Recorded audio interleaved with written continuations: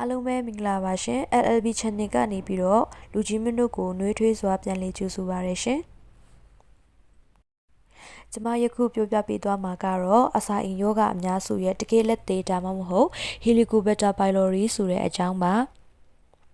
1984မှာတော့ကဘယ်ရီမာရှယ်လို့ခေါ်တဲ့ဩစတြေးလျလူမျိုးဆရာဝန်တယောက်ဟာအန်ဒရီရှိတဲ့အရာတစ်ခုကိုစွန့်စားလုပ်ကိုင်ဖို့ဆုံးဖြတ်ခဲ့ပါတယ်။ဒါကဘာလဲဆိုတော့အစာအိမ်အနာကြောင့်ဖြစ်တဲ့ဝမ်းပိုက်နာကျင်မှုတွေအကြောင်းကိုပြောပြညင်းညူလက်ရှိတဲ့သူ့ရဲ့လူနာတော်တော်များများနဲ့ပတ်သက်နေတဲ့အကြောင်းအရာတွေပါပဲ။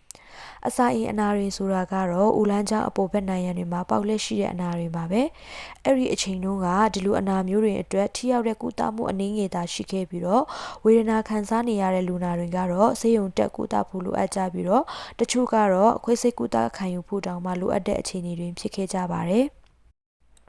်ဒီပြဿနာတွေရဲ့အဖြေကိုအပိုတပင်းရှာဖွေဖို့လိုအပ်နေတဲ့ဒေါက်တာမာရှယ်ဟာဒီယောဂရှိနေတဲ့လူနာတယောက်ရဲ့အစာအိမ်ကနေစုဆောင်းထားတဲ့ဘက်တီးရီးယားတွေနဲ့ပြည့်နေတဲ့နောက်ကြီးကြီးအရေးပြည့်တွေကိုသူကိုယ်တိုင်မျိုးချလိုက်ပါတော့တယ်။ဒါကတကယ့်ကိုအန္တရာယ်များပြီးတော့မတတိစရာကောင်းတဲ့စမ်းသပ်မှုတစ်ခုလို့ဆိုလို့ရပါတယ်။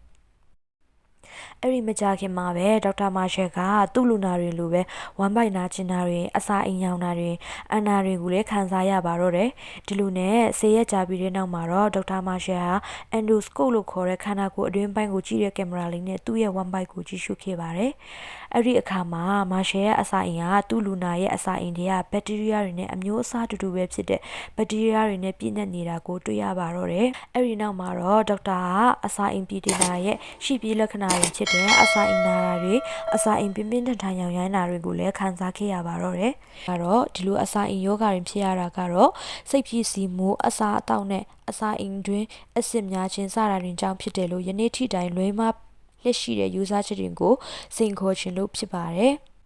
ဒေါက်တာမာရှယ်ကဒီယောဂရဲ့လက်သေးကဘက်တီးရီးယားပိုးဝင်ရောက်ကူးစက်မှုကြောင့်လို့ထင်ခဲ့ပါတယ်။အစမှာတော့ဒေါက်တာရဲ့ယူဆချက်ကိုကဘာပိုကအတော်ဆုံးဇေဘက်ဆိုင်ရာပညာရှင်တွေကတော့မှတော်တော်လေးယူးကြောင်နိုင်တဲ့စိတ်ကူးဆိုပြီးတော့ဝေဖန်မှုတွေရှိခဲ့ပါတော့တယ်။ဒါပေမဲ့ဒေါက်တာမာရှယ်နဲ့ဒေါက်တာရောဘင်ဝါရန်တို့နှစ်ဦးက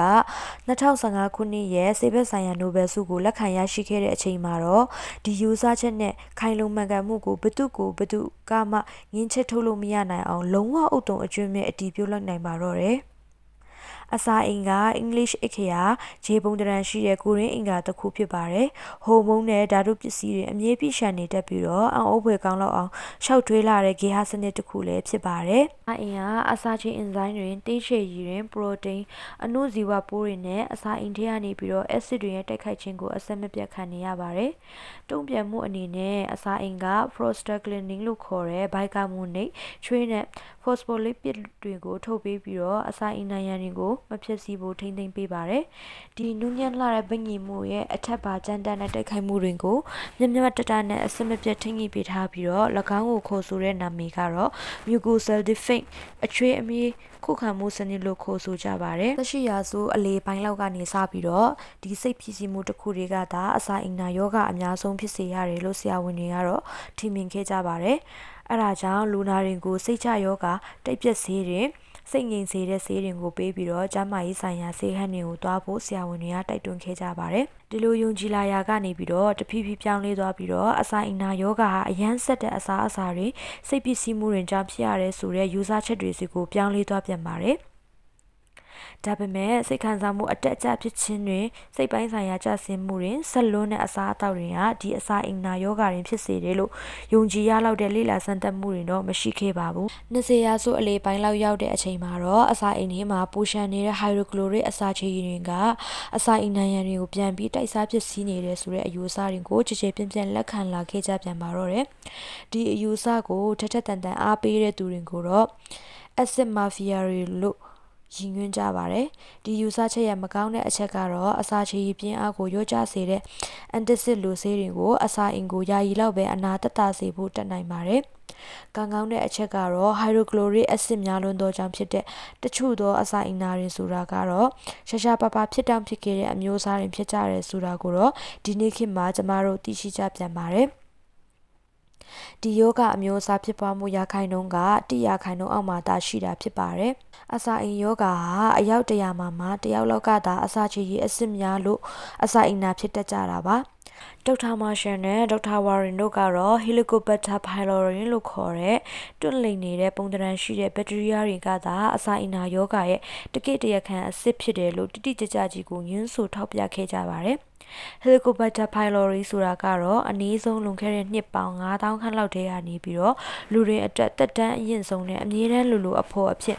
ရှင်တွင်းနေလက်ရှိတဲ့ဘက်တီးရီးယားတစ်မျိုးဖြစ်ပြီးတော့ကမ္ဘာလူသားတွေရဲ့90%လုံးမှာဒီပိုးကိုတွေ့ရှိနိုင်တာဖြစ်ပါတယ်။အရင်တော့ကတော့အစစ်ဆန်ပြီးတော့ကြမ်းတမ်းလှတဲ့အစာအိမ်အတွင်းပိုင်းနံရံတွေကိုပိုးမဝင်နိုင်တဲ့နေရာပိုးရှင်သန်နိုင်တဲ့နေရာတစ်ခုလို့ကျမတို့ယူဆခဲ့ကြပါတယ်။ဒါပေမဲ့ Helicobacter pylori ကတော့သူနေထိုင်လို့ရတဲ့ပုံစံအနေအထားမျိုးရလာအောင်အစာအိမ်ရဲ့အချွေအမြစ်ကာကွယ်ခုခံမှုစနစ်ကိုနှောက်ယှက်ဖြစ်စီပြီးတော့အဆစ်တွေနဲ့မငြိမ်မသက်ကြမ်းတမ်းလှတဲ့အစာအိမ်အတွင်းမှာရှင်သန်နေထိုင်မှုဖြစ်လာကြပါတယ်။ဥပမာအနေနဲ့ပြောရရင် Helicobacter pylori ဟာသူ့ပတ်ဝန်းကျင်ကနေဝင်ရောက်လာမဲ့အစာအိမ်ရဲ့အဆစ်တွေရဲ့ရန်ကနေကာကွယ်ဖို့အကူအညီပေးတဲ့ urea လို့ခေါ်တဲ့အင်ဇိုမ်တစ်မျိုးကိုသူကိုယ်တိုင်ထုတ်လုပ်နိုင်ပါတယ်။ Helicobacter pylori ဘက်တီးရီးယားပိုးတစ်ကောင်ကပရိုတိန်းအမျိုးအစားပေါင်း1500ကျော်ကိုထုတ်လုပ်ပေးနိုင်ပြီးတော့အဲ့ဒီအထက်ကနေပြီးတော့တော်တော်များများကဘက်တီးရီးယားတွေကိုပိုးပြီးရှင်သန်ပွားများနိုင်ဖို့အတွက်အထောက်ပံ့ပေးနိုင်ကြပါတယ်။ကျမတို့စီမှာကတော့ဒီပိုးနဲ့ပတ်သက်တဲ့အထုမေခွန်းတွေအတွက်အဖြေမရှိသေးပါဘူး။ဥပမာဆိုရရင်ဘာကြောင့်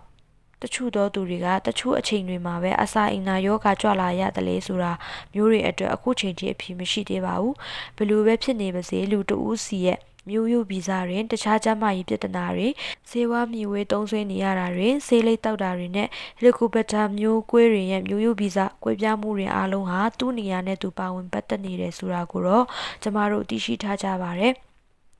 အထူးသဖြင့်အစစ်မြင့်ရောင်ရမ်းခြင်းတွေကိုရိုးကျစေဖို့သုံးစွဲနေရတဲ့အကိုက်ခဲပြောက်ဆေးတွေဟာ Helicobacter pylori နဲ့အတူတူပေါင်းပြီးတော့ပိုပြင်းထန်တဲ့အစာအိမ်နာတွေကိုဖြစ်စေတယ်ဆိုတာကိုလည်းရှာဖွေတွေ့ရှိခဲ့ပါတယ်။ဒေါက်တာမာရှယ်ဟာသူ့ရဲ့အောင်မြင်မှုတွေရပေမဲ့အန်ဒရီများတဲ့ဘက်တီးရီးယားမျိုးချတဲ့စမ်းသပ်မှုကိုအဆင်ပြေနဲ့ပဲအဆုံးသတ်ခဲ့ပါတယ်။သူကယခုအချိန်မှာတော့အစာအိမ်နာရောဂါပျောက်ဖို့တောက်သုံးရတဲ့ဆေးတစ်မျိုးနဲ့တူညီတဲ့ပရိဇီဝဆေးတစ်မျိုးကိုတောက်သုံးခဲ့ပါတယ်။ရှိတုန်းကခွေးစိတ်မှုလုံးမှာပျောက်နိုင်တဲ့အစာအိမ်ယောဂကိုယူရှင်တဲ့ပရိဇီဝဆေးတောက်ယုံနဲ့ကုသနိုင်တယ်ဆိုတာကတော့ခေတ်ပေါ်ဆေးပညာရဲ့အတွက်တကယ့်ကိုကြီးမားတဲ့အောင်မြင်မှုတစ်ခုဖြစ်ခဲ့ပါတယ်။ဒေါက်တာရဲ့ဒီလိုဆွလွတ်စွန်စားလှုပ်ဆောင်မှုလုပ်ရက်ကသိပ္ပံပညာရဲ့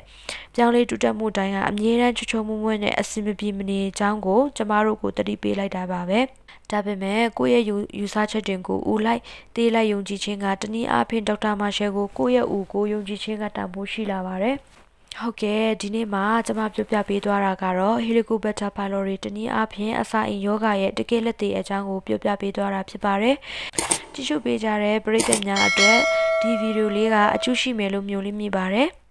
။မိတ်ဆွေတို့လည်းကျမ်းမာရေးကြိုးစိုက်ကြပါနော်။အားလုံးကိုကျေးဇူးတင်ပါတယ်။